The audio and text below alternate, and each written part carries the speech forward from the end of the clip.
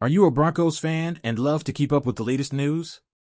Then you need to check out our YouTube channel. Today, let's talk about the situation of Denver Broncos general manager George Paton, who, after a year of a big signing, is dealing with the weight of his decisions. Stay on top of this story and much more. Subscribe now so you don't miss any updates. Just a little over a year ago, Denver Broncos GM George Paton was basking in the afterglow of trading for bona fide NFL star quarterback Russell Wilson.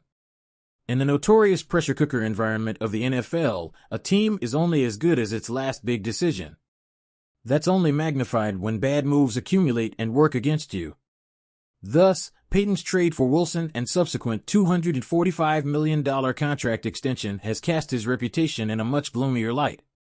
So much so that Greg Rosenthal of NFL.com ranked Paton dead last, 25th, out of NFL GMs with a minimum of 2 draft classes under their belt.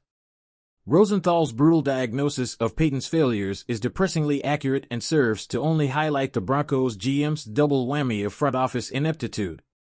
Wilson's desperate implosion went hand in glove with the catastrophic appointment of the vastly inexperienced and incompetent Hackett. Broncos CEO Greg Penner appeared to take a much stronger grip on the controls of the organization ever since he pulled the plug on the Hackett regime.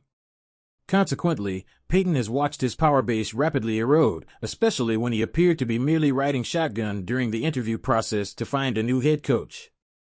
It was always likely that if Sean Payton was going to be sold on taking the Broncos job, he would want to have the last word over his GM. Rosenthal finished his assessment by pointing out that Paton does indeed hold the balance of power over Paton. Of course, that presents a situation where Paton may feel particularly uncomfortable, but so far, the pair seem to be working well together, as the Broncos outspent 31 other teams in free agency. Paton has to swallow his pride and dig in for a considerable long haul, starting with the forthcoming draft, but it's one where the Broncos don't start picking until round 3. In the final analysis, only Penner will ultimately receive the plaudits if his drawn-out courtship of Paton bears future fruit. Therefore, Paton will have to say his prayers and hope that Wilson can bounce back strongly to deliver the wins, which is the only that could change his narrative. So, what did you think of this news about Denver Broncos general manager George Paton? Being a GM in the NFL is no easy task, and one wrong decision can have a big impact on a team's future. Stay on top of all the news and analysis about the Broncos by subscribing to our YouTube channel. And don't forget to leave your opinion in the comments. We'd love to know what you think about it.